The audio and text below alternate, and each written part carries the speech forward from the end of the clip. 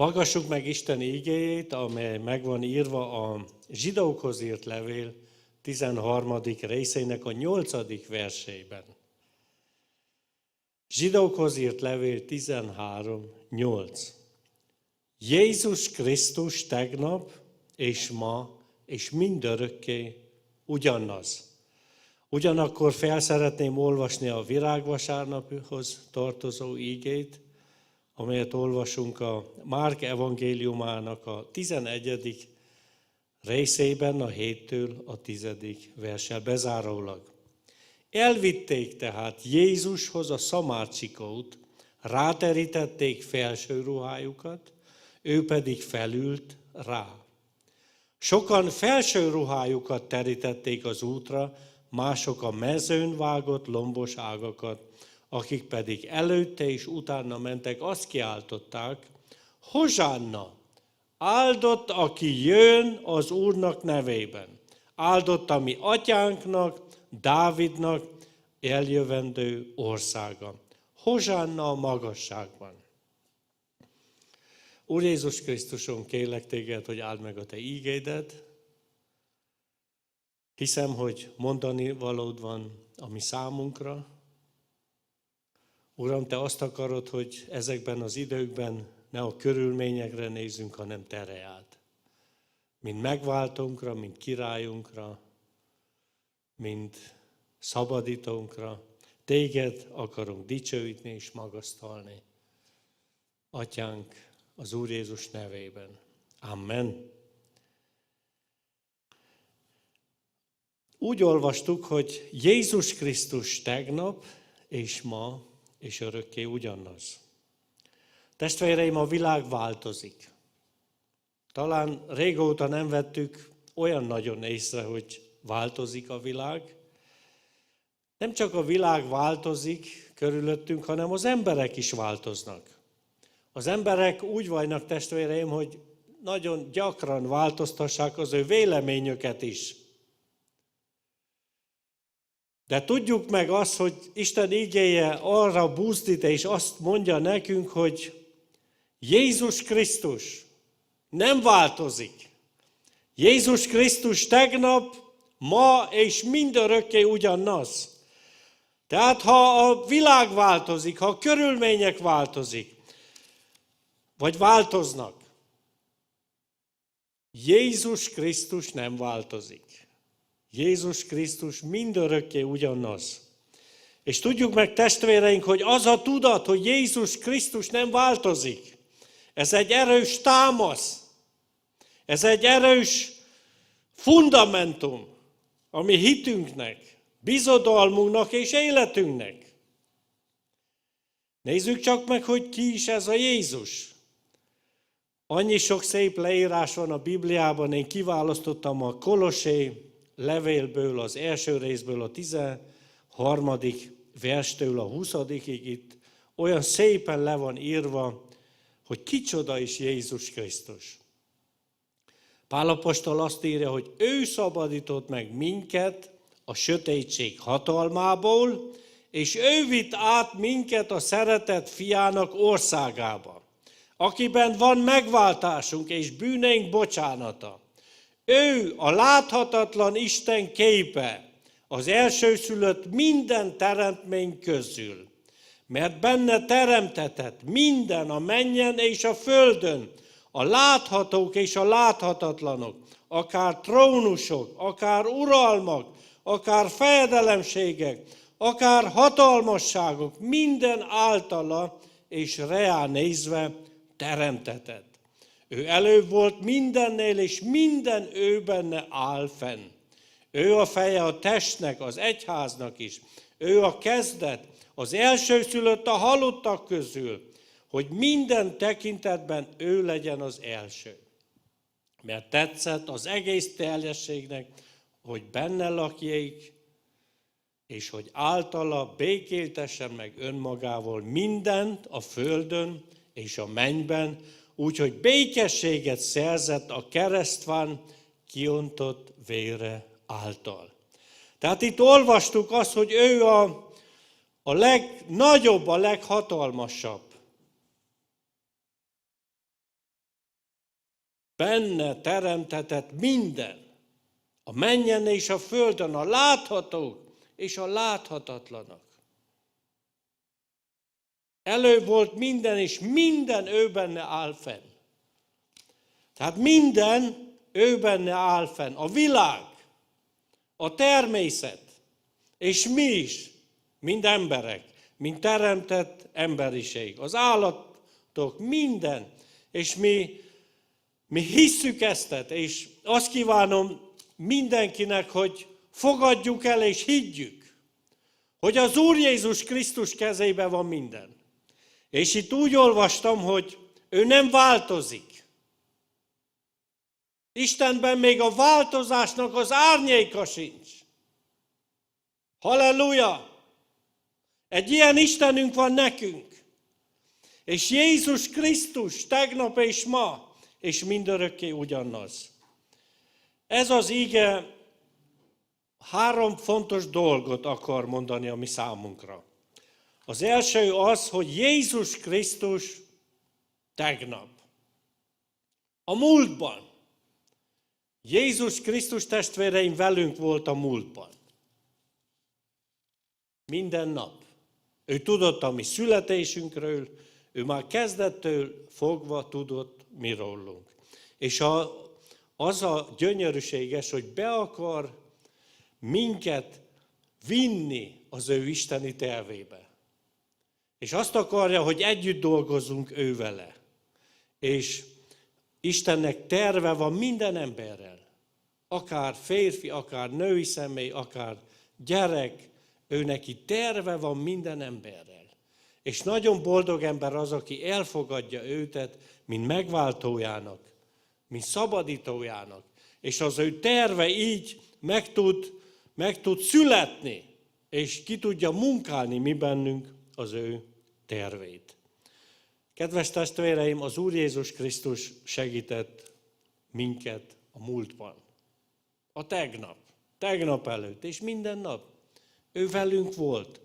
Akkor, amikor problémánk volt, akkor, amikor betegek voltunk, akkor, amikor szenvedtünk. Akkor, amikor egy katasztrófa közeledett, és nem tudtunk még rendesen imádkozni, se csak azt kiáltottuk, hogy Uram, segíts meg engem, segíts rajtam, és megsegített, megszabadított. Áldjuk ezért az ő szent nevét. És akkor, amikor problémánk volt, lehet, hogy egy komoly beszélgetése volt ezáltal mi velünk. Akart beszélni hozzánk, szólni. Mert akkor, amikor túl jól ment a dolgunk, annyira siettünk minden övé, hogy nem vettünk időt Jézusra. Nem vettünk időt reá. Rohangáltunk, szaladgáltunk, és elfeledkeztünk őróla. Sőt, sokszor még túl kényelmesek is voltunk arra, hogy szolgáljunk neki. És amikor szükség van a mi életünkben, vagy jön be a mi életünkben, akkor jó, hogyha felismerjük, hogy mit akar mondani az Úr. És én hiszem, és vallom, hogy ebben a krízisben is ő beszélni akar hozzád. Ő beszélni akar én hozzám. És van egy üzenete, ő akar valamit mondani. Mégpedig azt, úgy, ahogy az első parancsolatban olvassuk, hogy szeressük a mi Istenünket. Mindennél jobban ragaszkodjunk ő hozzá. Ő be akar még jobban vonni minket az ő tervében. És ő neki az a terve, hogy minden ember megtérjen. Sokan megtérjenek. Mert akkor dicsőül meg az ő neve, amikor nagyon sok ember megtér. Hiszen azért jött erre a földre, hogy megváltsa az emberiséget. És hívja, és minket fel akar erre használni. Tehát a múltban velünk volt, és hisszük azt, hogy éreztük ezt, jobban mondva éreztük. Hiszem azt, hogy te is érezted, és hiába éreztük, sokszor mégis olyan háládatlanok voltunk. Testvéreim, tegyük fel a kérdést most, ezzel az ígével kapcsolatban, a múltban. Áldások voltunk másoknak, voltunk világosság másoknak. Ebben a sötét világban voltunk-e világosság?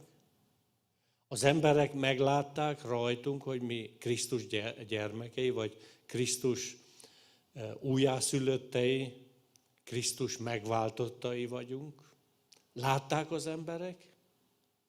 Észrevették? Vagy hallgattunk?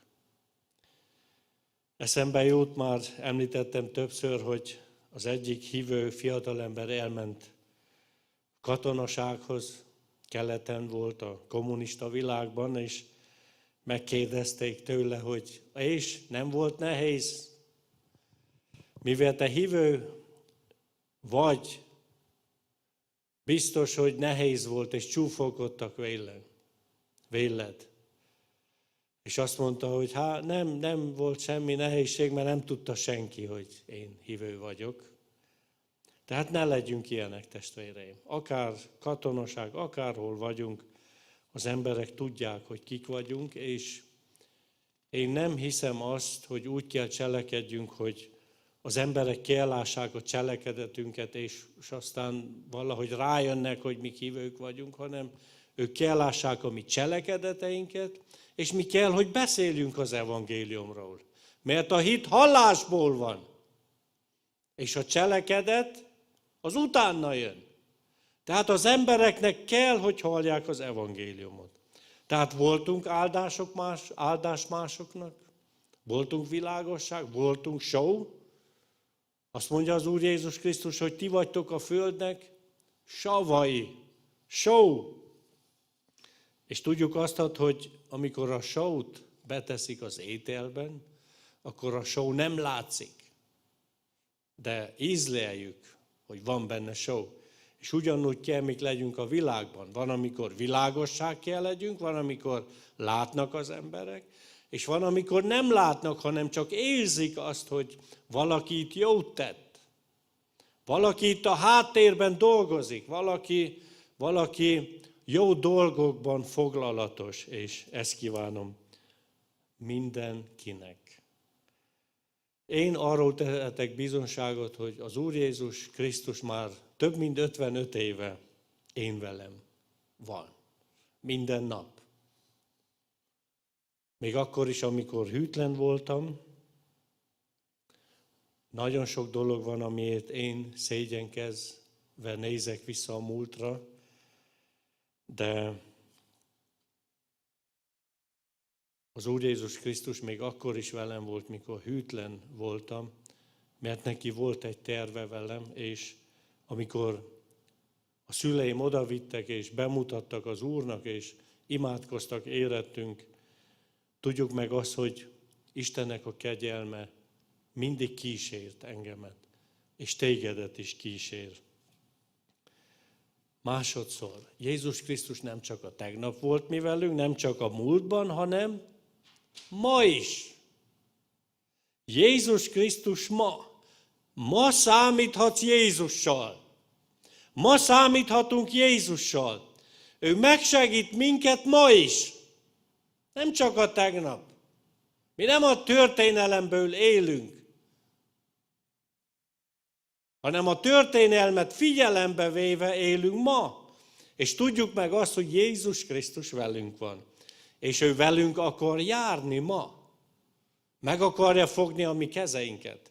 És azt akarja mondani, hogy gyere, és járj velem.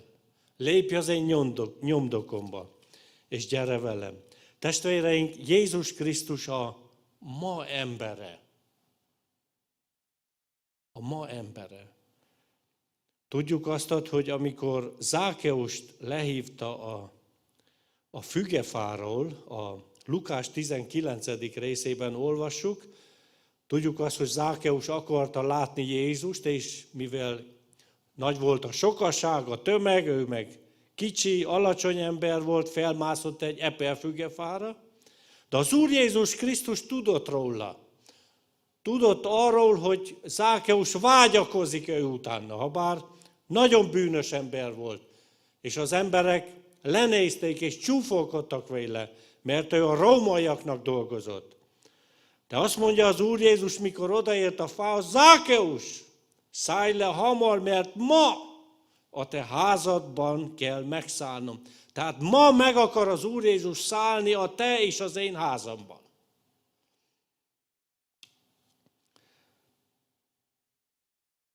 Mehetünk tovább.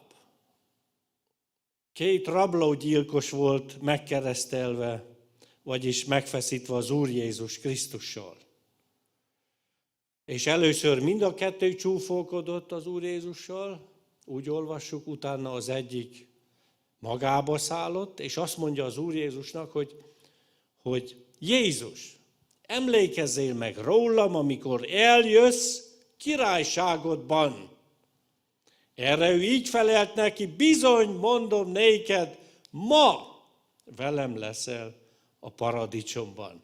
Tehát az Úr Jézus nem azt mondta, hogy holnap után, se nem azt mondta Zákeusnak, hogy a jövő héten, mikor esetleg megint erre járok, majd beszélgetünk, ma. És ma hív tégedet és engemet. És azt mondja, úgy olvassuk, hogy ma, ha az ő szavát halljátok, olvassuk, ugyancsak a zsidókhoz írt levélnek a 3. részében.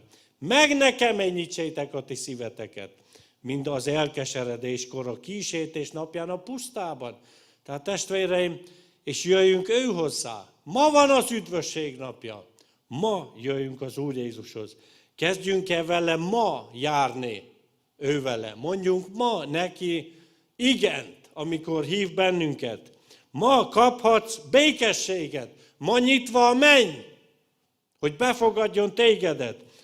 A talentom ki van osztva. Az Úr Jézus azt akar, hogy ma neki munkálkodjunk. Ha nem munkálkodtunk neki, kezdjük el a munkát ma. Ugyanakkor az Úr Jézus Krisztus lát minket ott, ahol vagyunk. Lát tégedet, lehet a te magányosságodban, lát tégedet, hogy lehet el vagy hagyva, elhagytak az emberek, vagy beteg vagy egyéb problémák vannak. Tudjál róla, hogy az Úr Jézus ma lát tégedet. Látja a te problémádat, fordul hozzá bizalommal, és ő megsegít, bátorít, meggyógyít. Harmadjára, Jézus Krisztus mindörökké ugyanaz. Ő nem csak a tegnap, ma, hanem holnap is, holnap után is. Ha még élünk, velünk lesz. Ő megígérte, hogy velünk lesz. Úgy olvassuk Máté 28. részében. Én veletek leszek minden nap a világ végezetéig. És ez az ígéret, ez igaz és amen. Sokan felteszik a kérdést manapság, hogy mit hoz a jövő? Mi lesz? Mi lesz ebből? Ilyen még nem volt. Mit csináljunk? Mi lesz ennek a vége? Én nem tudom, hogy mi lesz a vége, de annyit tudok, hogy Jézus Krisztus még mindig a trónon ül. És még mindig Úr és Király. És még mindig csak az történhet meg, amit ő megenged. És amikor azt mondja, hogy stop, akkor vége lesz mindennek. Amit ő megenged, csak az történik. És annyit tudjunk, hogy amit ő cselekszik, az mind jó a mi számunkra. Beszélni akar hozzád, beszélni akar hozzám. Így bízunk az Úrban, higgyünk ő benne. Úgy olvassuk, hogy a Róma 8:28-ban, azt pedig tudjuk, hogy akik Istent szeretik, azoknak minden javukra szolgál. Testvérem, testvérnőm, barátom, ismerősöm, rokonom, vagy aki hallja ezt az evangéliumot, minden javára válik, aki szereti az Istent, aki szereti Jézust. Tehát ne pánikba essünk, ne féljünk. Isten ígéje azt mondja, hogy ő nem a félelemnek a lelkét adta. A hívő embernek nem a félelemnek a lelke van adva. Testvéreim, nézzünk az Úr Jézus Krisztusra. És az Istennek a lelke nem a félelem lelke. Tehát a világi ember, akinek nincs reménysége, nincs jövője, ő fél, és van oka a féltségre. Van oka neki.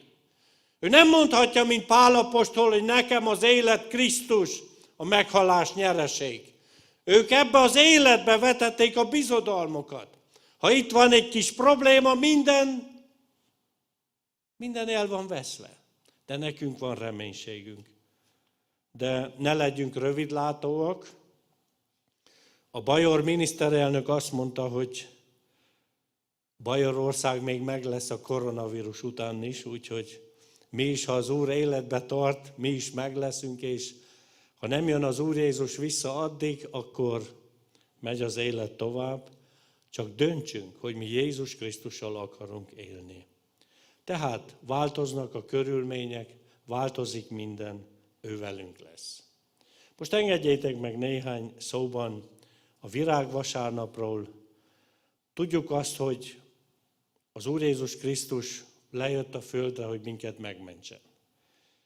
Az Atya küldte, az elesett ember nem tudta megmenteni saját magát. Isten maga le kellett jön a földre, hogy megváltsa az embert. És egy héttel, jobban mondva 5 nappal, mielőtt megfeszítették, bevonult Jeruzsálemben. És a sokaság nagyon örült. Úgy olvastuk itt, hogy a Márk evangéliumában, hogy az emberek a ruhájukat és pálmaágakat, olvassuk a másik evangéliumban, terítettek az útra, és lombos ágakat, és mentek előtte, utána az emberek, a sokaság, és azt kiáltották, Hozsánna, áldott, aki jöjj az Úrnak nevében. Áldott a mi atyánknak, Dávidnak eljövendő országa, Hozsánna a magasságban. Testvéreim, a zsidóknak az volt a problémájuk, hogy ők azt hitték, hogy az Úr Jézus azért jött, hogy itt mint földi király uralkodjon, és a rómaiakat elkergesse, és aztán egy ilyen király kell nekünk, aki a semmiből is valamit előállít. Ennivalót, meggyógyítsa a betegeket. Itt van velünk, mi élünk, mint hal a vízben ezután. De Isten azért jött, azért küldte az ő fiát Jézus Krisztust egy más dologról, egy lelki megváltásról. Nem a rómaiaktól, hanem a bűn hatalmából jött az Úr Jézus, hogy megváltsa az embereket. Testvéreim, Hozsánna azt jelenti, lehet sokaknak új, nekem is új volt sokáig, mert én is azt hittem, hogy a Hozsánna azt jelenti, hogy valami olyan halleluja féle. Hogy azt mondjuk, halleluja, Hozsánna, és újongunk. De ha utána nézünk, Hozsánna azt jelenti, hogy segíts! Ó, segíts! Vagy Uram, segíts! Ments meg! Tehát a sokaság azt kiáltotta, hogy Uram, segíts meg, ments meg bennünket! Szükségbe vagyunk, bajba vagyunk, betegek vagyunk. Ments meg bennünket! Testvéreim, ők jól kiáltották. Ments meg, segíts! Kiáltsunk mi is úgy a mai napon, hogy Uram, segíts meg bennünket! Te látsz engemet ott, ahol vagyok. Te látod azt, hogy nekem szükségem van te reád. Az Úr Jézus még attól is meg kell szabadítson bennünket, hogy ne legyünk függők. Engedjétek, említsem meg, hogy nagyon sok ember függőségben él. Média függőség, ez most talán a koronavírus idejében virágzik. Nem az, hogy megnézzünk egy jó éneket, egy prédikációt, hanem az a sok hír, ami ami terjed, és engedjétek, hogy mondjam meg, hogy ott, ahol a jó terjed, ott mindig ott van a rossz is. És nagyon sokan vannak, akik gyengék a hitben, nem tudnak különbséget tenni a jó és a rossz közt. És ne küldözgessünk mindenkinek mindent. Ne terheljük az embereket. Mert nagyon sokan, mondjam úgy, már majdnem bele is zavarodnak. Én nem is nyitom ki, ha nem ismerem, ha nem valakinek egy személyes üdvözlete van, egy személyes kis videója, ahol üdvözli a gyülekezetet, vagy ír valamit. Én ki sem nyitom. Üdvözöljük személyesen egymást. Küldjünk egy személyes bizonságot. Akár videó, vagy audio formában, vagy akár írás formában. Ne terheljük az embereket, hogy mit mondott az ausztrál, mit mondott az amerikai. Testvéreim, itt van Isten igéje. Mi tudjuk azt, hogy milyen világban élünk. Akárki akármit mond, nem mond újat. Minden le van írva. Tehát ne éljünk függőségbe. Ne terheljük, ne gyötörjük egymást még jobban, mint ahogy meg vagyunk. És kiáltsunk hozsannát. Kiáltsuk azt, hogy segíts. Testvéreim, befejezésül még annyit. Ha az emberek elhagynak, ha az emberek lenéznek, ha az emberek lehet azt mondják, hogy evel nem akarok foglalkozni, Isten akar veled foglalkozni. És keres olyan embereket magad körül, akik jók, akik Isten gyermekei, akik szeretik egymást, akik nem vetik meg a másikat, akikre felnézhetsz, akik segítenek, bátorítnak, nem mindent össze-vissza beszélnek. Testvéreim, még egyszer, változnak a körülmények, változnak az emberek, a politikusok is sokat hazudnak. A legnagyobb, mondjam úgy, például a háború után a német kancellár, a nevét nem mondom, azt mondta egyszer, mit érdekel engem, mit mondtam a tegnap. Testvéreim, ilyenek az emberek. De Jézus nem ilyen. Jézus Krisztus tegnap és ma és mindörökké ugyanaz. Tehát ilyen lelkülettel készüljünk fel a következő ünnepekre. Ezt kívánom szívemből, az Úr Jézus Krisztus szeretetét akarom továbbadni, áldását, legyetek áldottak. Egyszer azt mondta egy magyarországi testvér, az Úr Jézus, köszöntelek az Úr Jézus Krisztus átölelő szeretetével. Tehát ezzel a szeretettel köszöntök mindenkit az Úr Jézus nevében. Testvéreim, gyertek, imádkozzunk, mindenki imádkozzon ott, ahol van, hogy az Úr áldjon meg bennünket, őrizzen meg bennünket, és hogy az Úr, és mondjuk el az Úrnak, hogy Uram, szeretünk. Szeretünk tégedet, és te veled akarunk élni. Minden nap te rád akarjuk bízni a mi életünket. Imádkozzunk. Úr Jézus Krisztusunk, köszönöm azt, hogy mi felnézhetünk te rád. Köszönjük azt, hogy hallottuk ma, a mai napon, hogy te nem változol, Uram. Ez egy fundamentum nekünk, Uram.